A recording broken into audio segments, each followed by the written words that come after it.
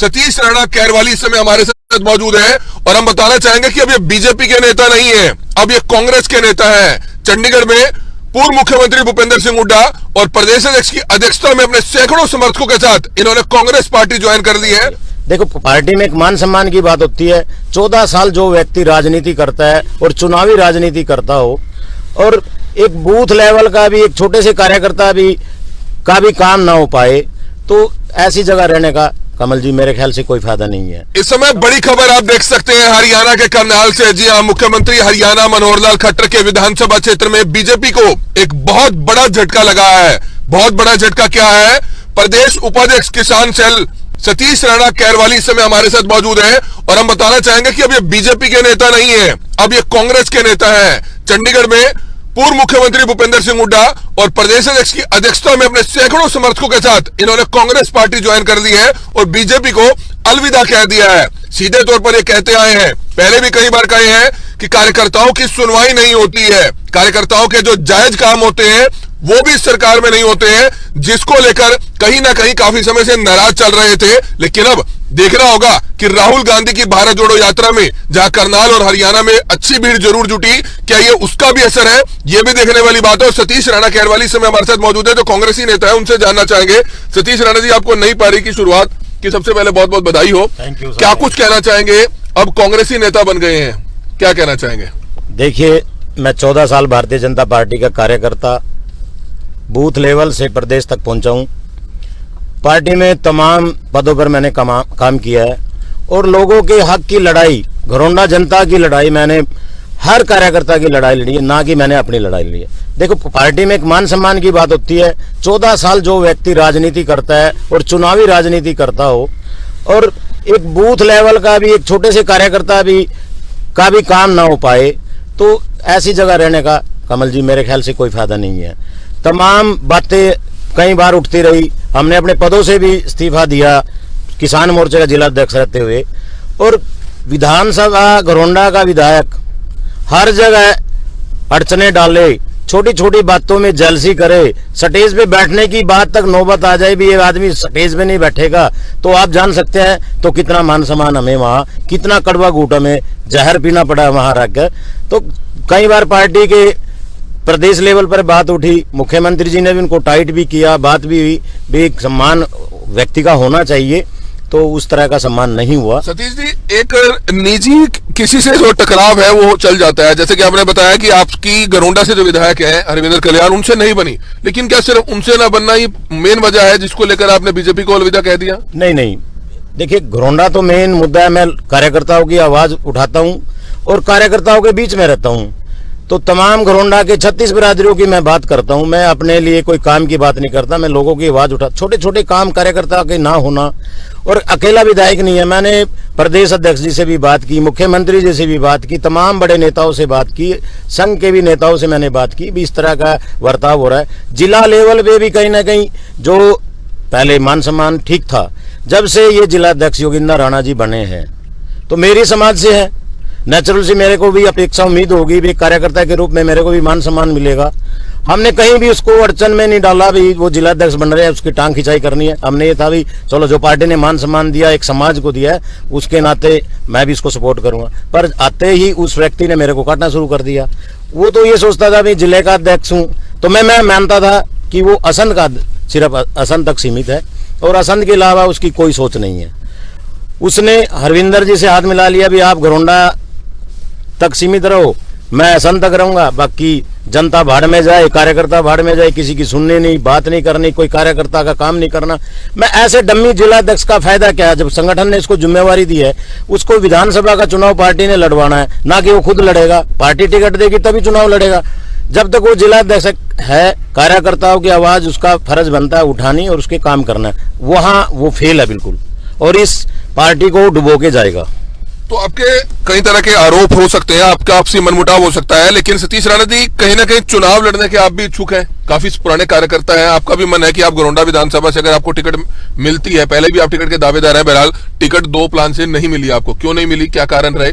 अब क्या लगता है कि आपको घरोंडा से अब कांग्रेस में आने के बाद कि आपको टिकट मिलती है? घरोंडा में तो पहले ही बाढ़ लगी हुई है टिकटार्थियों की। देखिए, भारतीय जनता पार्टी में 14 साल रहा, हरविंदर कल्याण जी को 14 में टिकट दी, बाहर से हायर करके इसको टिकट देना, ये सबसे बड़ी गलती पार्टी की थी। चलो जी, टिकट दे दिया, हम वहां संतुष्ट थे। मुख्यमंत्री जी ने कहा भाई हर व्यक्ति को टिकट नहीं मिल सकती, भाई बाद में मान सम्मान बढ़ेगा। मैं मात्र 14 साल के इस जीवन में 8 साल की सरकार में बार बार मुख्यमंत्री जी से भी मिलता रहा, तमाम कार्यकर्ताओं से, बड़े लीडर से मिलता रहा, ये की आश्वासन मिलता रहा भी एडजस्ट करेंगे, मान सम्मान मिलेगा।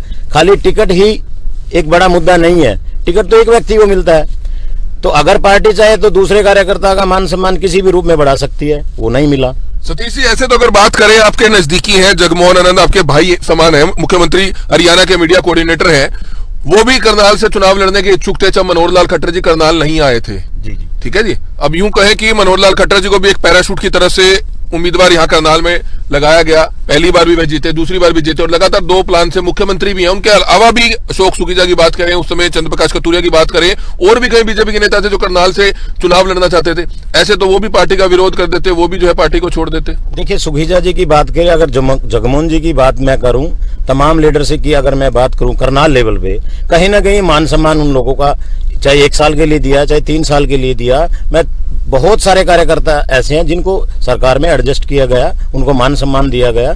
और रही बात मुख्यमंत्री जी की, देखो मुख्यमंत्री जी ने यहाँ संघ के समय से काफी लंबे समय तक काम किया, मैं उनकी बुराई नहीं करना चाहता, और एक करनाल को एक विधायक ने एक मुख्यमंत्री मिला है, जिसका आप स्वरूप देख भी रहे। करनाल में विकास कार्य मुख्यमंत्री जी के द्वारा हुए, ये हमारा सौभाग्य था कि मनोहर लाल जी जैसे कार्यकर्ता हमारे बीच में आए, उन्होंने बहुत प्यार भी दिया, एक बेटे की तरह प्यार दिया। पर लोकल राजनीति इतनी गंदी और इतनी हैवी हो चुकी थी, उनको भी, मुख्यमंत्री जी को भी गुमराह करके, तमाम तरह के झूठे प्रलोभन उनको दे के, झूठी बात उनसे करके उनको भी गुमराह किया जा रहा है। आने वाले समय में इनको दिक्कत होगी, हमें इस बात की चिंता है भी वो क्यों नहीं संज्ञान लेते ऐसे कार्यकर्ताओं को जो झूठी रिपोर्ट पेश करते हैं, झूठी पार्टी के लिए। बूथ लेवल की अगर बात करें, पन्ना प्रमुख की मैं बात करूं, आंकड़ों में पन्ना प्रमुख है, आंकड़ों में बूथ कार्यकर्ता है, कहीं धरातल में नजर ही नहीं आता।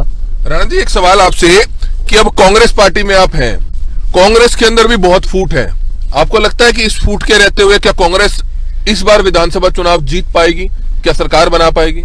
100% मैं मानता हूं माननीय भूपेंद्र सिंह हुड्डा जी के नेतृत्व में हरियाणा में आने वाली सरकार है।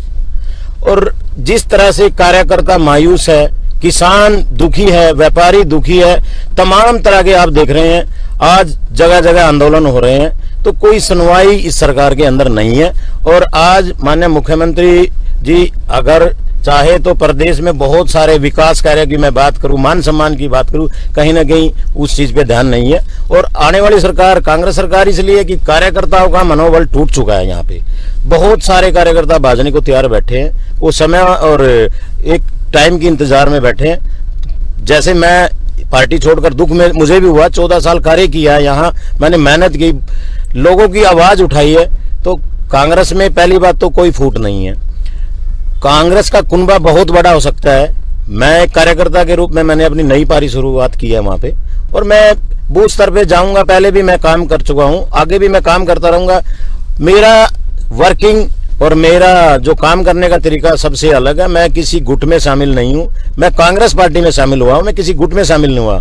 और मेरी वर्किंग कैपेसिटी देखकर जो पार्टी आदेश करेगी मेरे को वो मंजूर होगा। सतीश राणा जी, आखिरी सवाल आपसे, क्या राहुल गांधी की भारत जोड़ो यात्रा में जो भीड़ जुटी थी, उस भीड़ को लेकर आप क्या कहना चाहेंगे? और दूसरा, क्या आप उस यात्रा से प्रेरित होकर भी कहीं ना कहीं कांग्रेस में आए हैं? देखिए, मुझे लगा, मैं कांग्रेस पार्टी की अगर मैं बात करूं, मैंने ज्वाइन की है। भारत जोड़ो यात्रा अपने आप में एक बहुत बड़ी यात्रा इस देश में और इस प्रदेश से होकर भी निकली है, और अंतिम पड़ाव में जम्मू में है। तो आज अगर माहौल की मैं बात करूं, राहुल जी ने एक मैसेज दिया है पूरे देश के अंदर कि आपसी भाईचारा कैसे होता है, और उससे भी मैंने प्रेरणा ली। मैंने अपने कार्यकर्ताओं की मीटिंग भी बुलाई, भाई अगला स्टेप क्या होना चाहिए, भाई इस प्रदेश की और इस जनता की कौन सी पार्टी सुनवाई कर सकती है। अगर इनेलो की मैं बात करूं, वहां अभी कुछ नहीं है। बसपा की मैं बात करूं, आम आदमी का यहाँ कुछ नहीं है। तो राष्ट्रीय पार्टी कांग्रेस पार्टी बचती थी, तो सभी कार्यकर्ताओं ने एक ही सुर में एक ही बात बोली, भी हुड्डा जी के नेतृत्व में इस प्रदेश में आने वाली सरकार कांग्रेस है और हमें वहां जाना चाहिए। लेकिन बीजेपी के तो तमाम नेता और मुख्यमंत्री तो ये दावा कर रहे हैं कि तीसरी बार भी प्रदेश में बीजेपी की सरकार बनेगी। देखिए, समय बताएगा। आज इस तरह से गन्ना किसान दुखी है, किसान व्यापारी दुखी है, मजदूर दुखी है, बीपीएल कार्ड से लोग परेशान हैं, पोर्टल से लोग दुखी हैं।